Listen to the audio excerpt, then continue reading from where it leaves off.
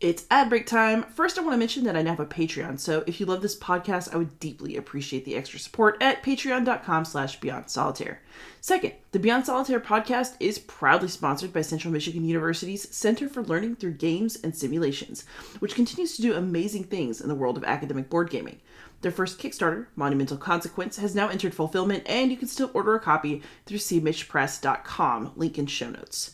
Their next Kickstarter, Rising Waters, will hopefully launch at the end of October, and if you were interested in a certificate in applied game design, CLGS is offering several courses throughout the year. Starting on October 10th, Eloy Lasanta will bring back his Art of Game Crafting course, and starting on October 11th, Lamaro Smith will teach visual storytelling, game art design, and branding.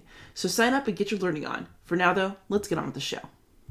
Hey gamers, just a quick note, there are a couple of sound issues on this episode due to a faulty internet connection, but I let the interview stand as is because I still think it's well worth listening to. Thank you so much for your patience. Hey gamers, it's Liz Davidson from Beyond Solitaire, and this week on the pod, I have a very special guest. This is Ada Sayin. She is the Peace and Conflict Program Director at Kuzbashina, which is an NGO based in Turkey, and she's also a game designer. We're gonna get to that. How you doing, Ada?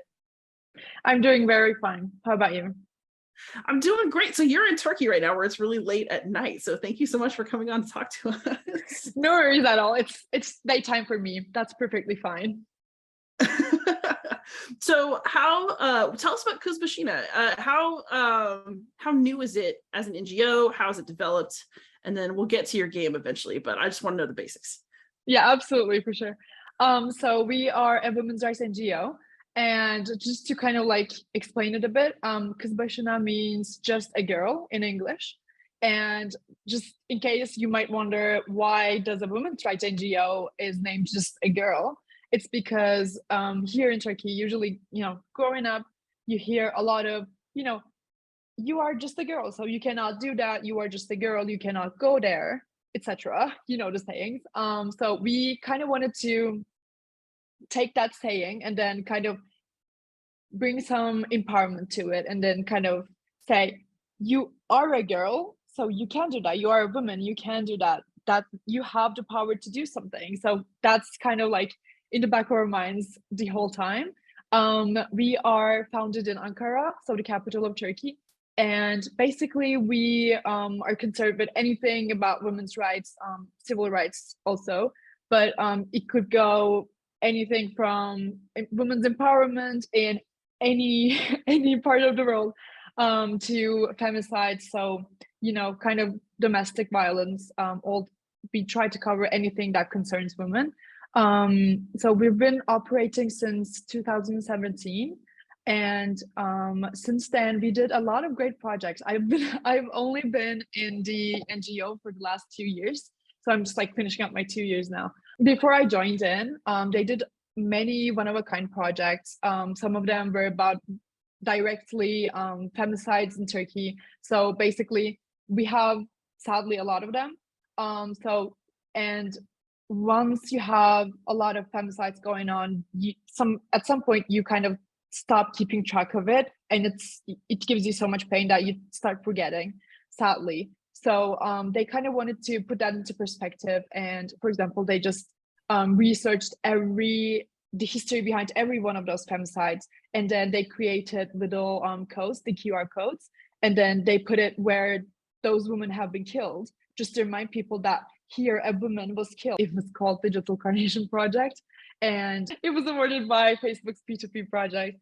And then they also did Turkey's first domestic violence court case. So basically they just took different groups of lawyers, people interested in law and legal processes, and they kind of did a mock trial, which was one of a kind thing, because we have, again, a lot of these types of domestic violence or femicides going on, but no one is trained. Pretty much they don't teach that in law school here.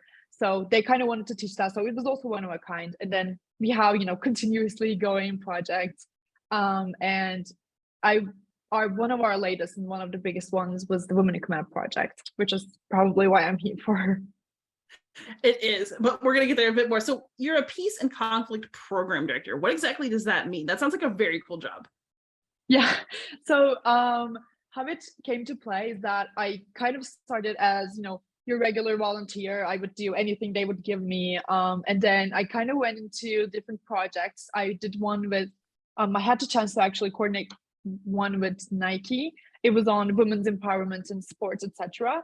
And then, funny enough, when I started doing the Women in Command project, we realized that we are actually expanding in that area as well, because while most NGOs might just go into one area, like protecting women from domestic violence or just responding to femicides, we kind of try to expand in all the ways possible. So we have, for example, a humanitarian program director as well. Once the Women in Command project started, we realized that we actually needed one for peace and conflict, women who got hurt in peace and conflict, and as well as women who should be deciding during peace and conflict as well. And in the meantime, we had the chance to kind of expand not only the Women in Command project, but also go into, little tasks and little projects similar to that one. So we decided that it was time to kind of create a program under that title.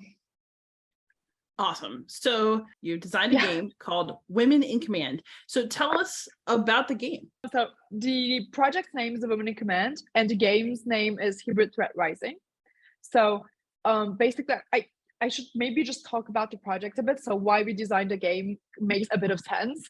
So the project's aim is to empower women going into defense, peace, and security industries.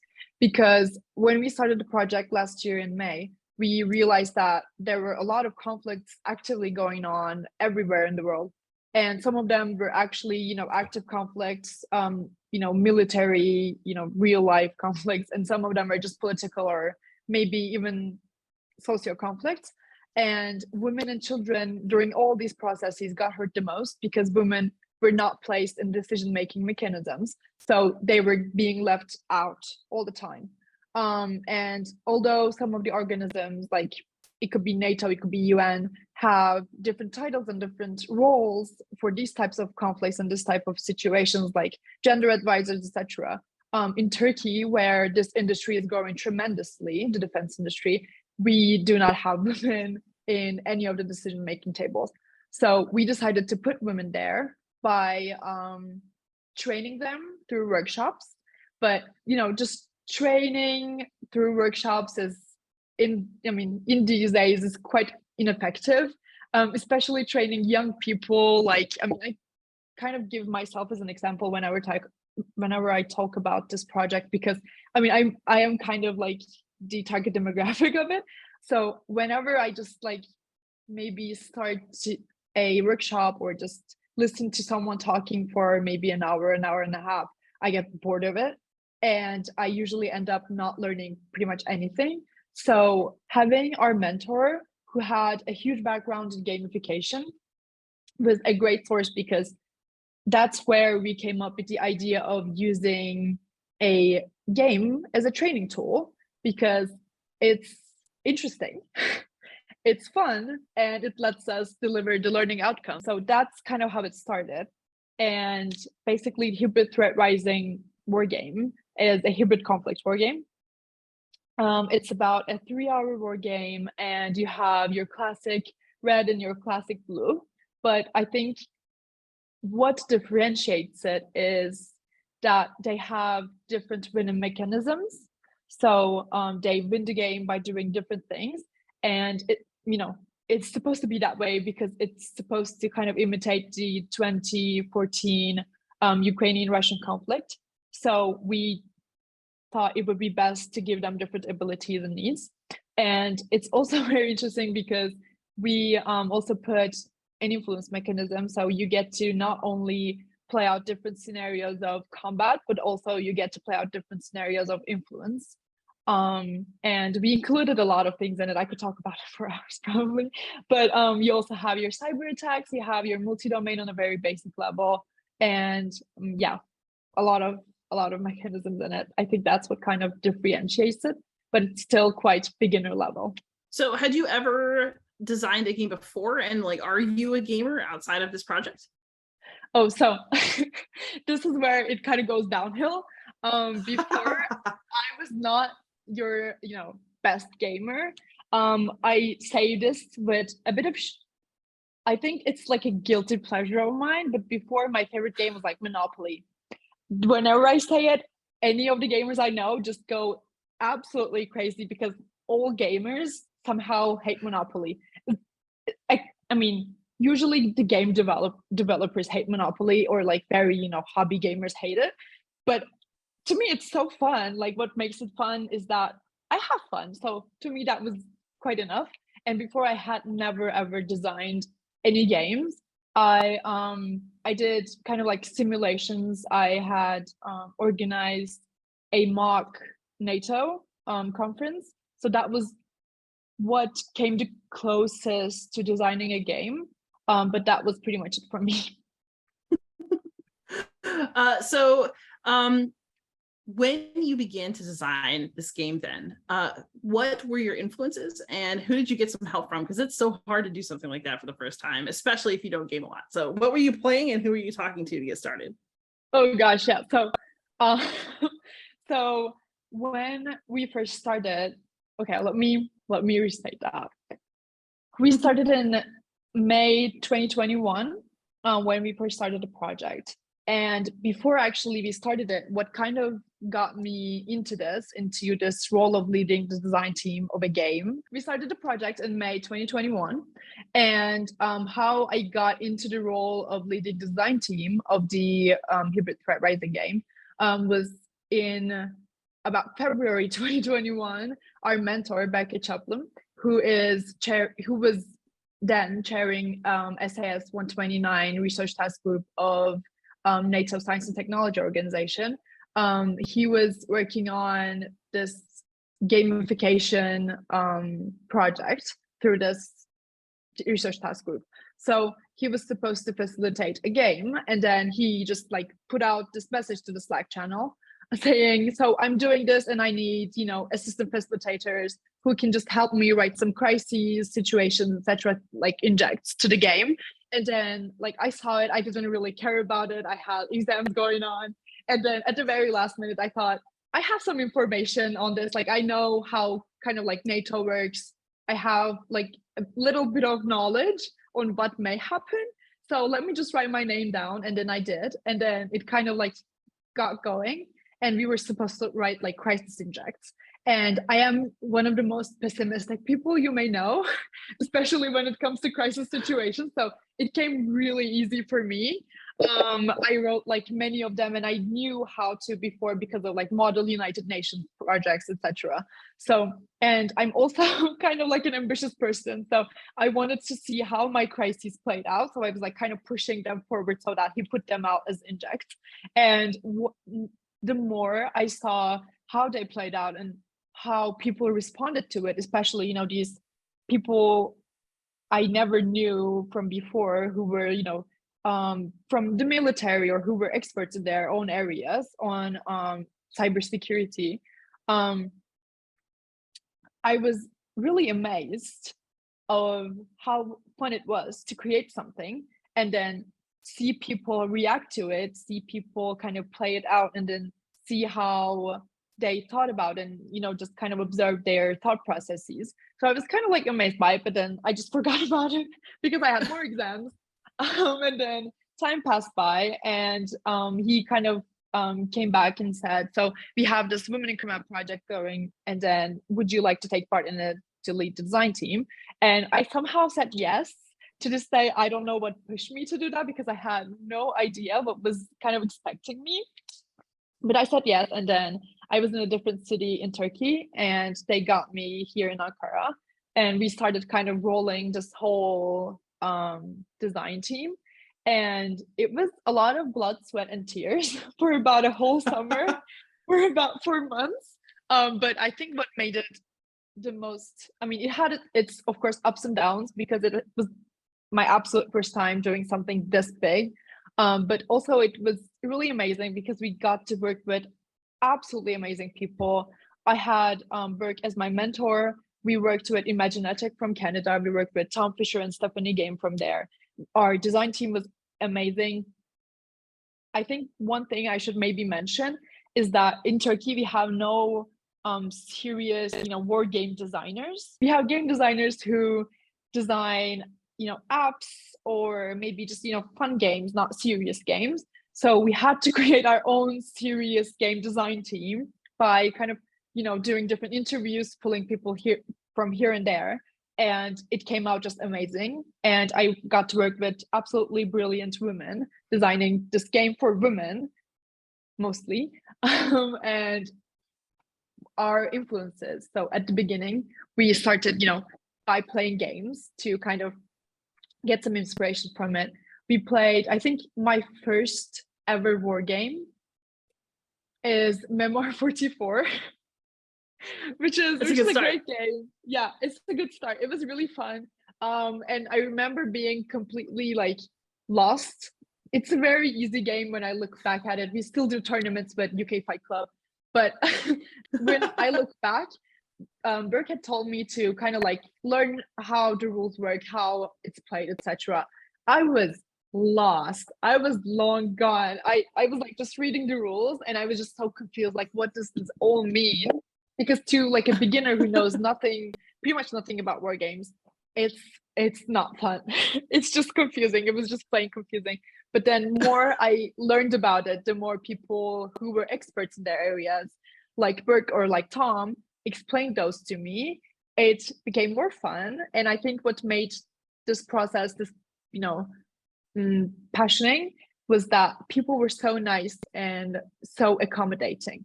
So Memoir 44, that's a really, I guess that is probably a pretty ambitious place to start. So what about your experience of jumping into a war game impacted your design of this game later? Because you've mentioned that your game is very beginner friendly. So how did you communicate what you wanted to communicate while also keeping the game accessible? Because you now know how that feels to jump into a game that isn't. Yeah, absolutely. So when we first started, we worked with, again, Imaginetic with Tom Fisher as mentor, and he knew absolutely perfectly what I was thinking when I was, going into a game. He kind of like put us through a series of workshops where he introduced us to how to design a serious game. And I think that's the process that made it so much more easier to design the game, because I did not have maybe years of background into this, but I kind of knew the fundamentals and I knew how the beginner mentality worked and how maybe like a basic Turkish woman mentality worked.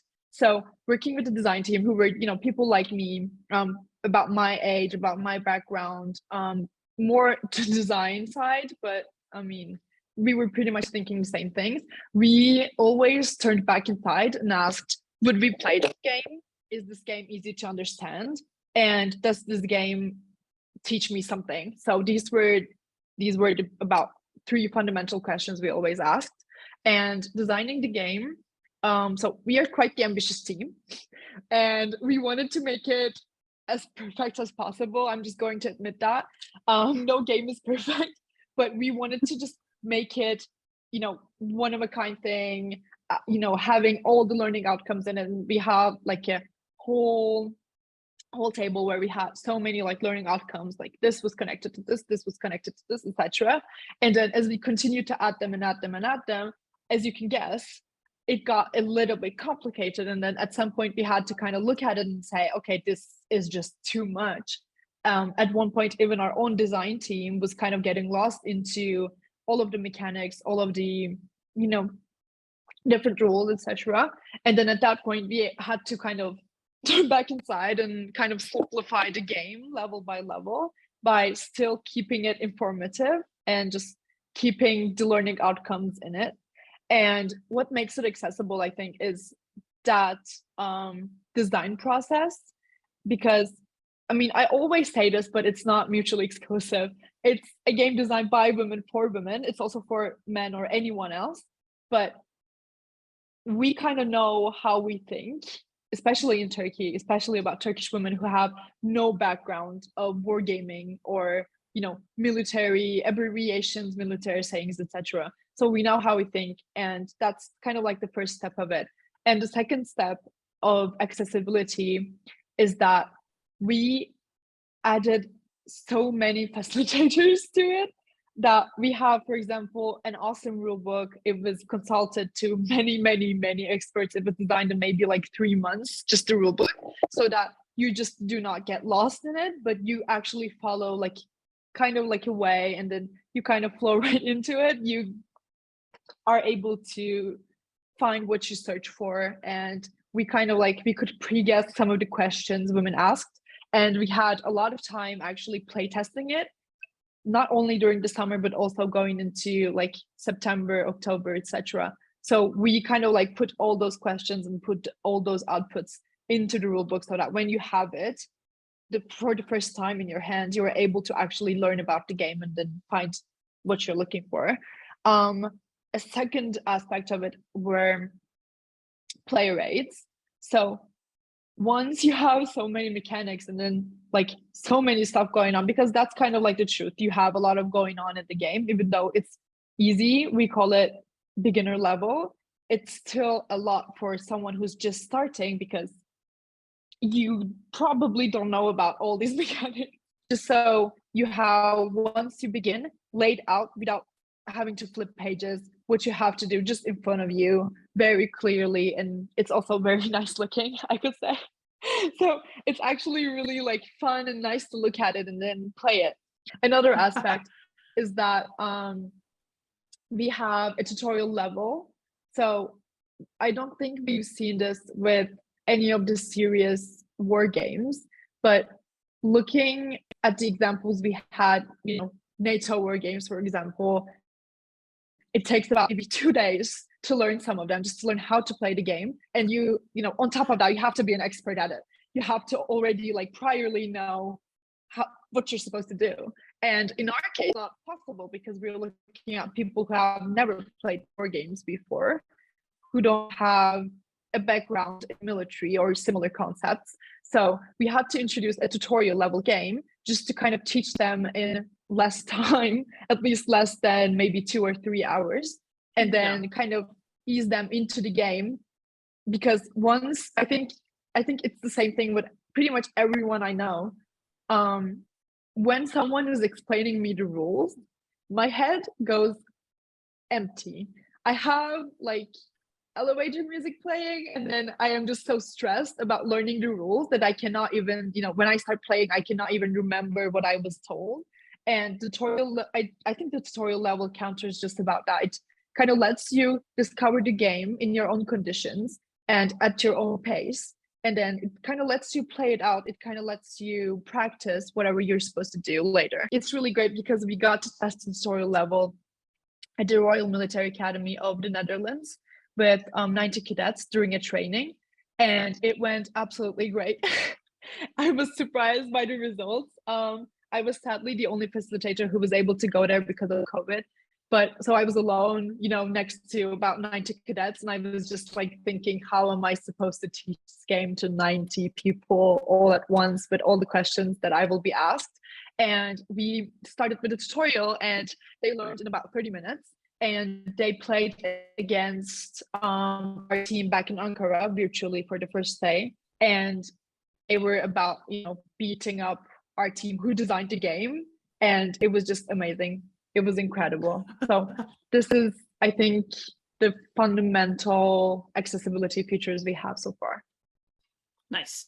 So the Hybrid Threat Rising is definitely about, then it's a large group game. It's meant for maybe a classroom or for a whole team to play. So it's, you can play it 1 versus 1, but also you can play it, you know, by teams up to 5 people. And then after maybe like 7 or 6, I personally do not recommend it, because in, you know, those group settings or in those team settings, so for that purpose we designed a mega game. It lets you kind of create that, you know, operating team, and then you have those different teams acting out, you know, for blue, for example, or for red, acting out different parts of the game. So we also did that. Okay, so this thing can scale. There's like, a base version that's for like up to 5, and then there's like the big mega version for large groups. You mentioned learning outcomes earlier and how you had some learning outcomes, but then you had to cut some. What ended up being the ultimate focus of the game? And then what things did you end up sort of cutting because it took away from the focus of what you really wanted to teach? Yeah, absolutely. So we have on the like high level of learning outcomes, we have, for example, very like basic ones like crisis management, resource management, etc.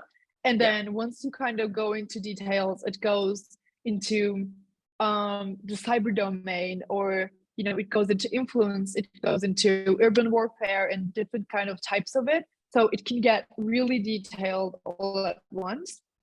But one of the things we kind of had to cut out, or at least simplify as much as we could, was multi-domain, because it's I mean it was one of the learning outcomes I was very passionate about, because I think it's so much fun to test out all the different domains and then kind of like tie them within each other and then kind of try out different mechanics. But once we tried to involve all those different domains, it got very complicated and it got kind of out of hand. And we said, okay, so this we can, for example, add as an extension to the game, but for the main game, the basic game, we do not have to, because we can just give what we want to teach through the cards, through the existing mechanics at least. But so we kind of wanted to save that multi-domain aspect of it, for example, to an extension, or to maybe hopefully another project. We'll see about it. But I think that was one of the biggest things that we had to cut out. Gotcha. Is this a game that you are hoping to sell commercially, or like is this something that somebody could just play in their living room one day, or is this really meant for a more educational setting? Oh, I think it's for both somehow. It's not because like it's at this point it's our game. I mean, I'm very passionate about it, but I think it's quite a fun game. Maybe it's because of our team as well, but so far we played this with about 350 people in the span of maybe like a year or maybe less. And every time we played it, it was so much fun, honestly. So I think this, you can play it in your living room if you want to. I can send you the printables. That's perfectly fine for us. But it can also be very educational once you have facilitators, or once you have someone there to kind of support the learning outcomes of it. But you can also play just alone with your friends, just to kind of see the different mechanics and to kind of get the learning outcomes out of the game. That's really interesting. You mentioned playtesting with some cadets, but this is a game that's by women for women. What kind of responses have you seen from testing the game with the intended audience? Were people surprised that the game worked for them? What kinds of connections did you make with the people that you were hoping would play it? Sure. So this is one of the parts of the project that I'm very passionate about, especially connecting with people, because going into this, we had no idea that we would be able to connect with this many people. We were very amazed by the interest that we got. For example, even this podcast, this was never ever something we had hoped for or imagined, but it's great to be here. And kind of developing the game again, we play tested it in between the teams, so we always had in the back of our heads what women, our audience, our target demographic would think of it. But as we continued, as we started to do international conferences like Connections UK, etc., we got to play it with more women, or more people actually who were experts in their fields. And we kind of discovered that it was going better than we had expected, to be honest. And then we were very incredibly lucky to have this much interest and this much positive feedback and this much support from the people we were working with. So beginning, we were working with your security from the US, who did something very similar for high school level students. And also in contact with Yuna Wong from Women's Wargaming Network. So she kind of ended up introducing us to Georgetown University Wargaming Society, to Sebastian Bay, who introduced us to Jonathan, who introduced us to you. So just kind of like it was like dominoes. So we got introduced to so many people, and we got to do so many events. And in those events, we got to meet amazing women who were, some of them were just beginners in wargaming, who some of them had an extensive background in wargaming. And every time and each time, somehow, very luckily, and I'm very proud to say that, we had absolute, amazing response from it. When I was there for the most part to facilitate it, so I was able to kind of see their reactions and see how they responded to the game the first time they heard about the rules, or the first time they saw maybe the graphics, etc. And then one of the most common responses we got was that it was great to have humanitarian aspects in the game, which is not very frequently done in a war game about hybrid threats. And those humanitarian aspect had its special women aspect, so you would have special women cards in it, which resonated a lot with our target demographic, because they saw maybe not their own experiences, but experiences they could relate to in their own minds. It was, again, easy to learn, easy to understand once you got into it. And the third one was about the graphics. We always get that the graphics are somehow really good, they're really nice looking, etc. So it's always a great bonus to hear that one. That's awesome. So do you consider yourself a gamer and a game designer now, where you didn't before? Oh, I play a lot more games than I did before, because it kind of became my job to know about games, to discover games. I think to a point I would consider myself a gamer. A game designer, I think maybe a junior game designer, something small, something something kind of at the very basic level, because now the Hybrid Threat Rising war game is not my first game to design. During this, we play different simulations and different trainings and different serious games.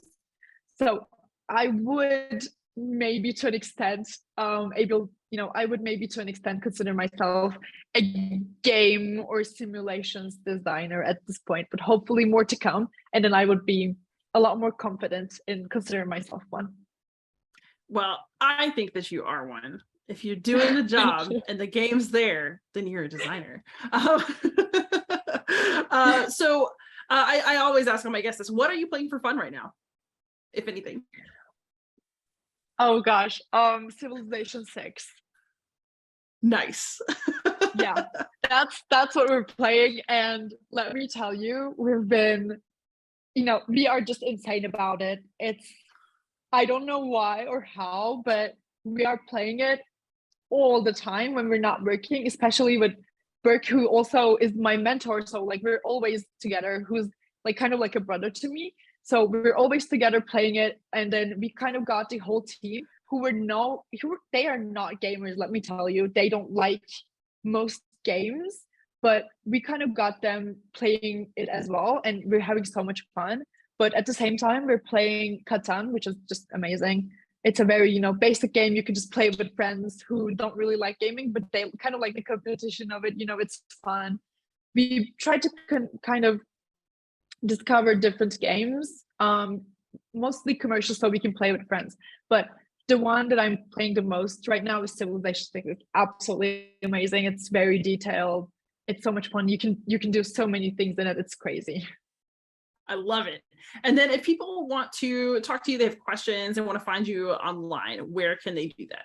So if anyone has any questions or wants to learn more about the project, they can reach me personally through my LinkedIn, or if you want to know more about the project, you can check our website, Kuzbashna's website. You just write Kuzbashna in the English alphabet. And that's pretty much it. We also have Instagram, but most of the content there is Turkish. So I would doubt that anyone would be interested in that. But if you are, it's the same thing, the same name. You can just search it and find it. Nice. And I will be putting all of that in the show notes for those of you who are curious out there. And if you listen to this podcast, you probably know I can be found everywhere online as Beyond Solitaire. Ada, thank you so much for coming on and giving us your time and telling us about those amazing projects. Thank you so much for inviting me. It's really amazing to be here. And, you know, everyone knows that I can talk about the project and the game for hours and hours on end. So it was really hard to kind of limit myself and say, okay, just calm down, just limit yourself and then you will be fine. Just talk about the basic stuff.